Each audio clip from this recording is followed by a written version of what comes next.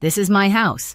Get out." That's what my brother-in-law yelled at my father inside the $425,000 Seaside home I'd gifted my parents for their 50th anniversary. My mother's face was pale, her tears soaking the dish towel she gripped like a white flag. My father just stared at the floor, silent, trembling. My sister laughed proud, like chaos was her inheritance. I stood in the doorway, still holding the cake, the keys cold in my hand. I didn't shout. I didn't move. I only smiled once and said something that made the laughter die instantly. They thought they'd taken everything. They had no idea what I'd kept. 2 weeks earlier, everything had felt lighter. The air smelled like salt and paint when I first unlocked the door of the little blue house by the water.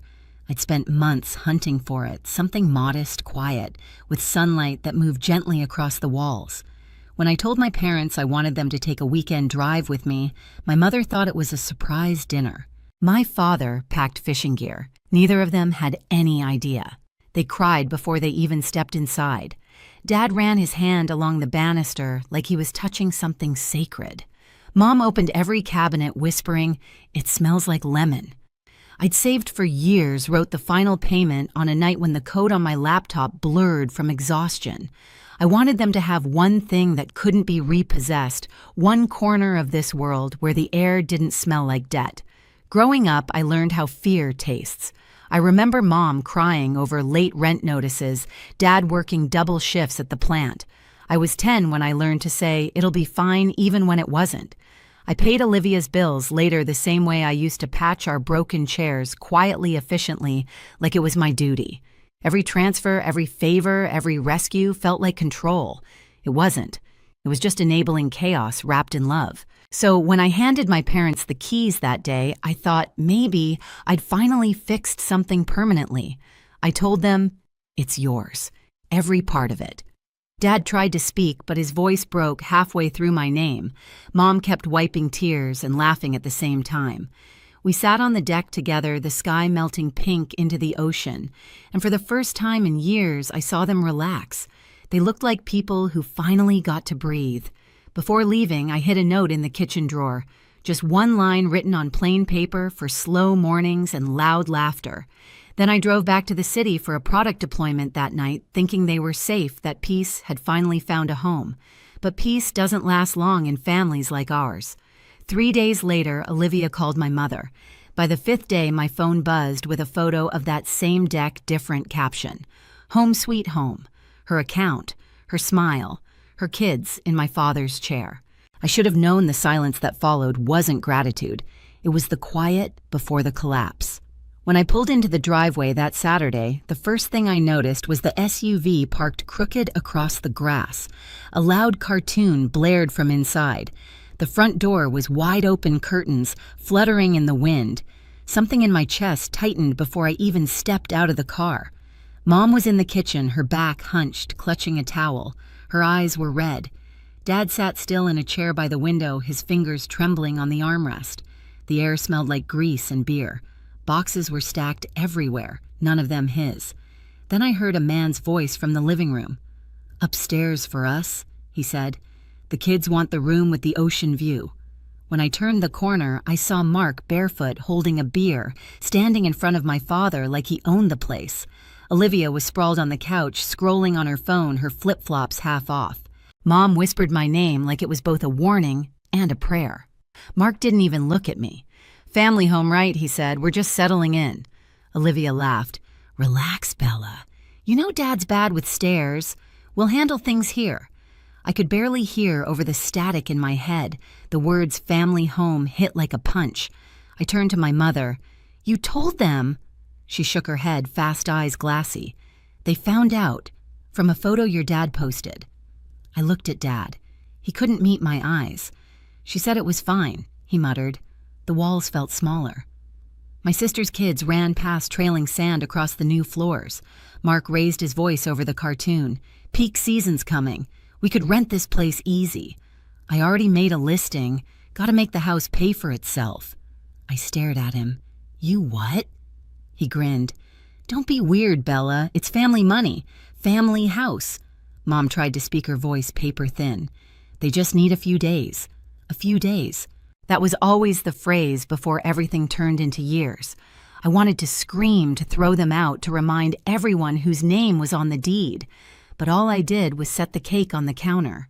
"I'll be back tomorrow," I said quietly. Olivia rolled her eyes. "You're always dramatic." Mark waved his beer. "Bring more of that sparkling cider when you come. It's good." Outside, the ocean was so bright it hurt to look at. I got in my car and gripped the steering wheel until my knuckles went white. They thought I was leaving to cool off. They didn't know I was driving home to plan their eviction legally, quietly, permanently. I parked 2 blocks away and walked back so I wouldn't storm in like a thunderhead. Anger makes mistakes. Precision does not. My hands were steady as I unlocked my phone and opened the folders I'd built for this exact kind of emergency payments, HOA rules, screenshots, the trust paperwork I'd had my attorney prepare the week I closed. Each file felt like a little weight I could set down and use. At my desk that night, I pulled everything open and read it like an incision. The deed was recorded in a trust with my parents as lifetime beneficiaries, clear, simple language that gave them exclusive occupancy. The listing my sister or Mark had posted used photos I'd taken my descriptions word for word, and worst of all, the payout routing matched Mark's account. In the group chat screenshot, someone had typed, "We'll get him on board if Mom cries." My stomach turned, but my fingers did not. I highlighted, printed, labeled. I called the HOA before midnight. The woman on the phone was perfunctory at first until I read the clause aloud, "No short-term rentals permitted." She went quiet, then told me what I already suspected violations could be enforced. Fines levied, listings removed. I thanked her and asked for an email confirming the rule. She sent it immediately. Proof. I booked a locksmith for first thing in the morning and left him a note Victor will need to change outer lock keypad reprogram. Small, mundane actions that felt enormous when they lined up. I forwarded the screenshot of the listing to the platform's trust and safety inbox and attached the deed and trust. I wrote a short, boring email to a neighbor list I'd found in the closing packet.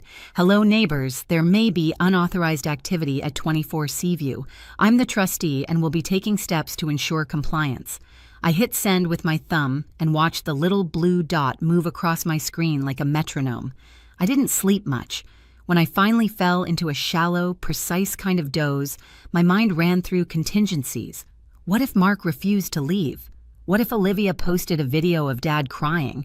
What if they tried to file some quick claim? I imagined their faces when their leverage collapsed, a small private cruelty that felt deserved. At dawn, I drove back with a manila folder in my lap. It held 5 things: the recorded deed, the trust instrument, a color screenshot of the Airbnb listing, the forwarded chat log where Olivia admitted the plan, and a printout of the HOA clause. The folder smelled faintly of printer ink and coffee, which somehow steadied me more than any pep talk could. When I walked up the path, the house looked the same as the day I had left it. Blue paint, white deck, 2 palm shadows leaning over the railing. Inside, there was a new soundtrack, a cartoon theme looping a child's giggle, the clink of beer cans. Mark waved a hand at me like I was an uninvited extra. Olivia's laugh sliced the air. My mother's face folded in on itself. I didn't raise my voice. I set the folder on the coffee table and arranged the pages with the care of someone setting a surgical tray. "Everyone to the living room," I said. Not loud, not dramatic, precise. The kids paused. The dog cocked its head. Mark's grin faltered like someone pushing against a surface and finding it has become glass. "This is my house. Get out." Mark's voice bounced off the walls as I stood by the mantel, the folder of documents in my hands. My father's shoulders slumped. My mother's face was wet and small. Olivia smirked from the couch legs, crossed, phone in hand. I laid the first page on the coffee table. "Deed," I said, tapping the header. "Recorded last week. Property owned by the trust I established. Lifetime beneficiaries Sam and Ruth. They have exclusive occupancy." Mark scoffed. "Big words. It's family property." "Wrong," I said evenly. "It's theirs, not yours, not mine." "Theirs." I set the second document beside it. "Trust instrument. I'm trustee. My legal duty is to remove anyone who interferes with their peace." Olivia's voice turned sweet. "We're helping. Dad can't handle stairs. We're just settling in." I cut in. I dropped the next page, a printed screenshot. Your listing. Entire home. Oceanfront. Booked weekends through August. Payout to Mark's account. Mom gasped. My father closed his eyes. Mark's jaw tightened. You're not here half the time. It's only fair. This isn't fairness, I said. It's theft dressed as family. Olivia's tone sharpened.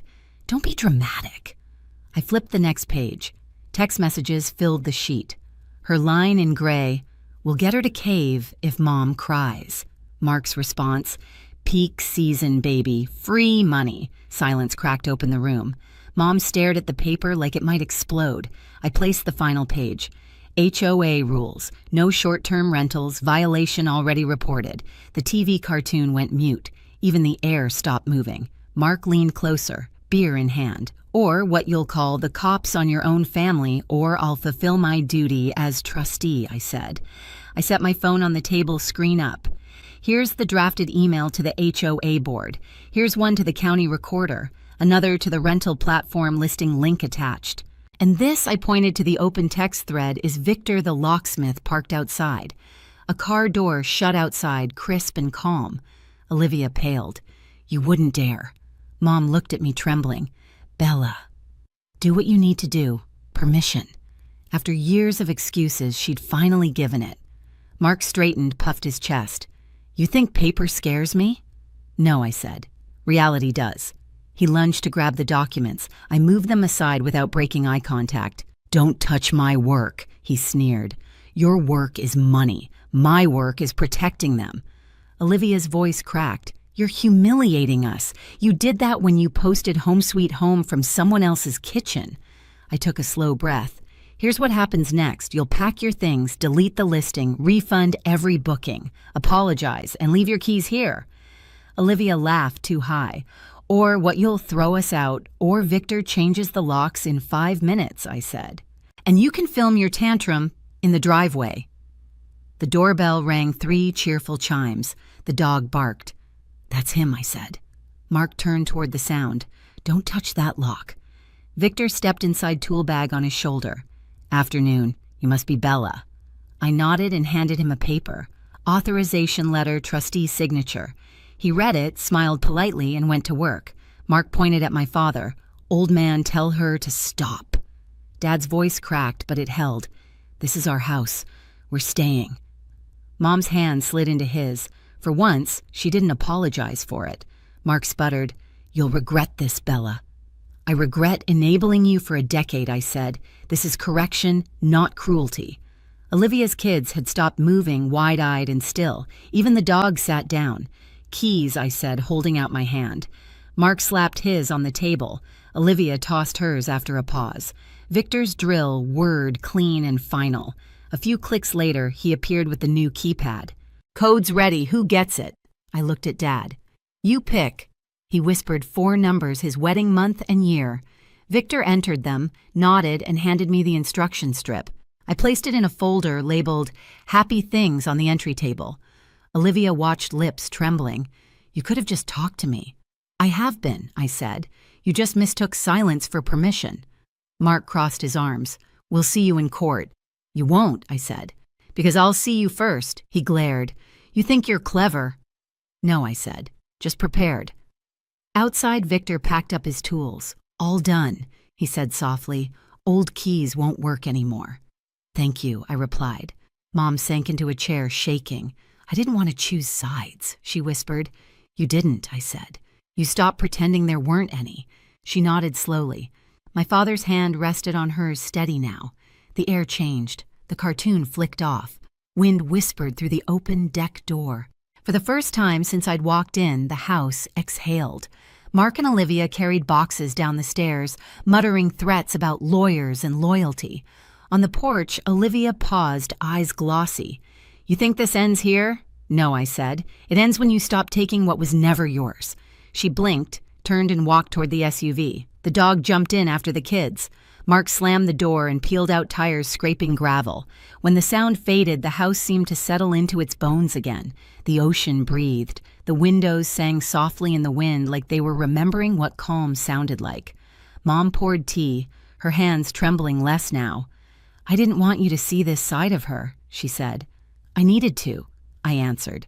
Boundaries don't exist until someone crosses them. Dad looked at me over his cup. I should have said something sooner. You did, I said. You called me. That was enough. I opened my laptop, forwarded the HOA confirmation, and canceled the illegal bookings myself, every one with a short note. Listing removed by owner. Refund issued. I typed a neighbor letter. You may have seen extra cars. Confusion resolved. No rentals moving forward. When I finished, I felt lighter, not triumphant, just clean. Mom sliced the cake I'd brought, the one that had waited through the entire confrontation. She laughed once at the absurdity of it, then handed me a plate. We ate quietly. The icing was lemon and sugar, sharp and sweet. My phone buzzed a notification from the platform confirming the listing's removal, followed by one from the HOA acknowledging compliance. The last message was from Olivia, "You made Mom cry." I deleted it without opening. Dad looked out the window at the water, his profile soft against the glass. "It's finally quiet," he said. I nodded. "That's how love should sound." He smiled faintly. "We'll get used to that." As the sky dimmed to a deep gold, I slipped the documents back into the folder labeled Boring Armor. Because boring, I'd learned, is the opposite of chaos, and that's how peace stays. Outside, the waves rolled in, steady and slow. Inside, my parents breathed in sync with them, safe in the home I'd built, guarded by boundaries that finally held. The next morning, sunlight spilled through the windows, quiet and steady. The house smelled like toast and ocean salt. My father sat on the deck with his coffee legs crossed, reading the paper he hadn't touched in years. My mother hummed softly while watering the plants I'd brought the day before. For the first time in a long time, peace didn't feel fragile. It felt earned. Online, the storm came and went. Olivia's posts about betrayal and greedy siblings lost traction. The platform banned her account. The HOA issued her a warning letter. When she texted a demand for emotional damages, I didn't reply. Weeks passed. Mom sent me a photo of her feet on the deck rail, pink toenails glinting in the sun. Dad called to say he'd finally slept through the night. That was all I needed. One evening, my niece Mia messaged me, "Grandma looks happy there." I typed back, "Come visit with her permission. No bookings, just pancakes. Sometimes victory isn't loud. It's the quiet after the storm, the sound of locks clicking, of love staying exactly where it belongs." A month later, I drove back to the coast. The house glowed in the evening light, calm and alive again. Through the window, I saw my father reading glasses sliding down his nose. My mother sat beside him, a puzzle spread across the table, her laughter mixing with the ocean breeze. I didn't go in. I just stood there, listening to the sound of peace I'd fought for. Here's what I know now. Love isn't covering chaos with kindness. It isn't letting people steal under the excuse of family. Love is a house with working locks, paperwork that holds, and parents who can breathe easy. If you've ever had to protect someone you love from their own family, tell me in the comments. And if this story hits somewhere deep, hit subscribe. There are more stories like this of betrayal, boundaries, and the quiet revenge that finally sets you free.